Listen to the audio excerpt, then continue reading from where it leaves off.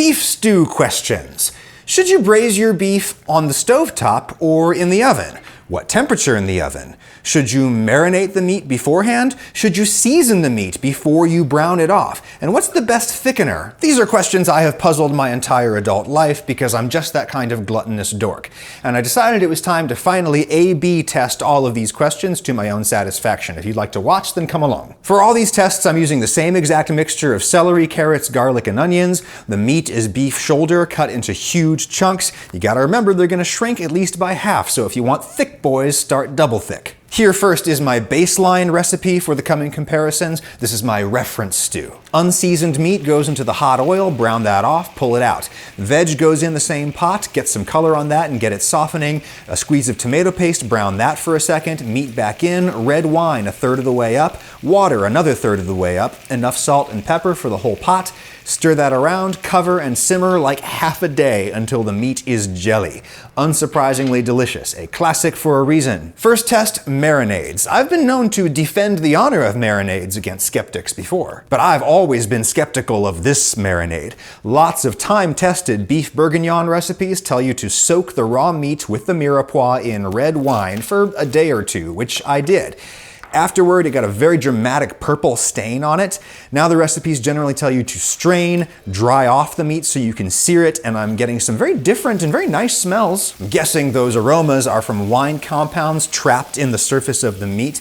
Normally they can't brown because they're surrounded by water from the wine. I will say though, I'm having a real hard time judging how much I've browned these. They're all stained black. Are they done? Let's go with yes. Then you throw in your strained veg and do everything the same as before, using the wine from the marinade, water, seasoning, simmer until soft, and that tastes exactly the damn same as the reference recipe. No difference in flavor whatsoever that I can detect. The browning of the wine, which sounds like a Bible story, but anyway, the browning of the wine and any different flavors that created just did not come through in the final dish. And the individual beef pieces are no more deeply flavored than the non-marinated pieces. This is no surprise at all to me. The meat cooks in the wine all damn day. That is plenty of time for flavor exchange and penetration and all of that. The marinating is just redundant. Marinades are really good at fixing flavor into the surface of meat that you then dry off and then grill really quick or something like that.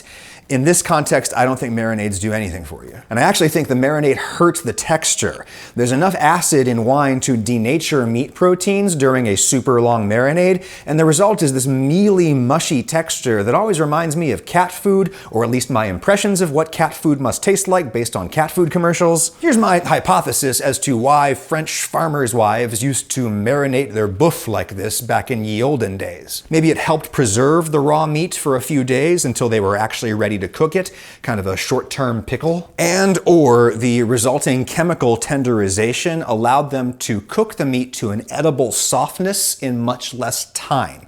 And if you do it in less time, that saves on fuel. Your typical Western European peasant generally did not have giant roaring fires all the time. They cut down all their trees in Europe. Firewood was really expensive. Chemical tenderization may yield gross texture, but at least it gets you meat that you can gum down with your horrible pre-modern peasant teeth.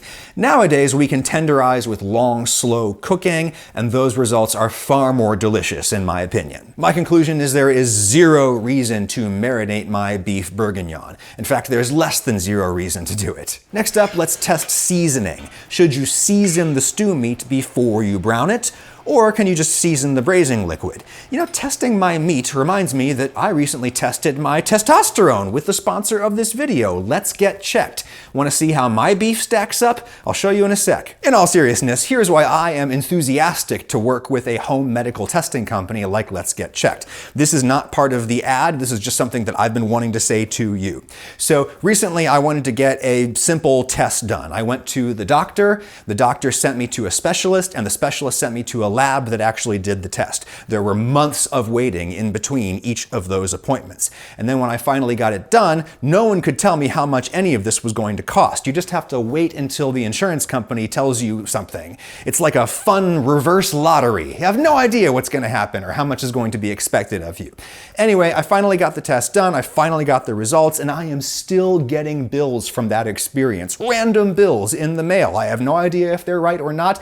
Sometimes they're from entities I don't even recognize. And the bill that was the biggest went to the specialist who literally did nothing. Dude literally just said, okay, we'll go to this lab. That was it. But that's just how things tend to go in our trash can healthcare system here in the United States. I should have just ordered my own test online. And now the ad. You can go to letsgetchecked.com and order a sexual health test or all kinds of basic tests. Like I said, I was curious about my hormone levels now that I'm old man Ragusia. The pricing is reasonable and totally transparent, no surprises. They send you a foolproof kit. I basically just pressed a button to get the blood that I needed. You drop your sample in the mail and your results are available at your secure online account within days. All results are reviewed by a doctor, and if you've got a real problem, a nurse will contact you for a phone call.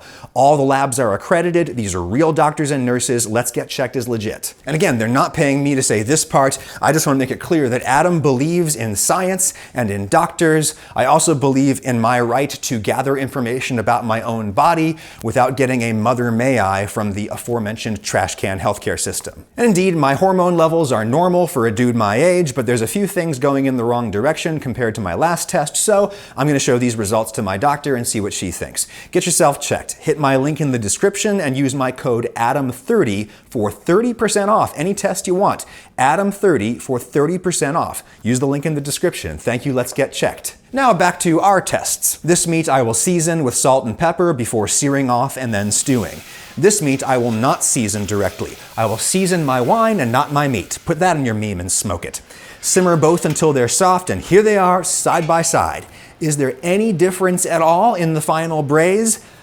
Absolutely none that I can perceive. This is also not surprising to me at all. Half a day is plenty of time for everything in that pot to come to some kind of equilibrium in terms of saltiness. Any seasoning you sear into the surface is just going to dissolve into the wine, and then over the time you braise it, it's just going to diffuse back into the meat, just like it would if you'd seasoned the wine. When there's no real difference in result, I figure just do whichever is convenient for you. And indeed, it may be more convenient to braise the meat in the oven instead of on the stovetop. But does it taste better? Some people say it does. This stew I braised at 350 Fahrenheit, 180 C, and it was done like an hour sooner than the reference stew I did on the stovetop. It smells amazing. Look at all that surface browning you get in the oven, even with the lid on. But the meat is a little overcooked inside to my taste. It's more gray than it is pink. People always ask me why I don't use pressure cookers, and here's one of the main reasons. If you braise beef really, really low and slow, eventually it'll be just butter soft but still pink on the inside. It won't happen with a pressure cooker. A pressure cooker works faster because it's able to achieve much higher temperatures. And so you're able to get soft meat, but it's gray on the inside. And so is this meat, comparatively. It also doesn't taste quite as great as it smells. Let's try that again at lower temperature, 250 Fahrenheit, 120 C. That took way longer, about 8 hours to get the tenderness that I want. There's no surface browning, so it doesn't have those amazing smells, but lordy, that tastes way, way better. And the meat is pink on the inside. And 250 Fahrenheit is such a low oven temperature that I didn't have to babysit that stew at all. I never had to check it to see if it was evaporating off too much water. It basically didn't evaporate anything at all. The one that I cooked at a higher temperature, I had to top that off with water a couple of times to keep it from burning. And I want to emphasize the stew I baked at 250 tasted way better. I ended up eating that entire sample for science. The lower temperature just seemed to preserve a lot of the flavor. It didn't all evaporate off in the form of delicious smells, and the brightness of the wine was preserved. And if we wanted that awesome surface browning, we could just flip on the broiler/grill at the last minute, right? Of course, with that kind of lower temperature cooking, you get less evaporation and therefore less thickening.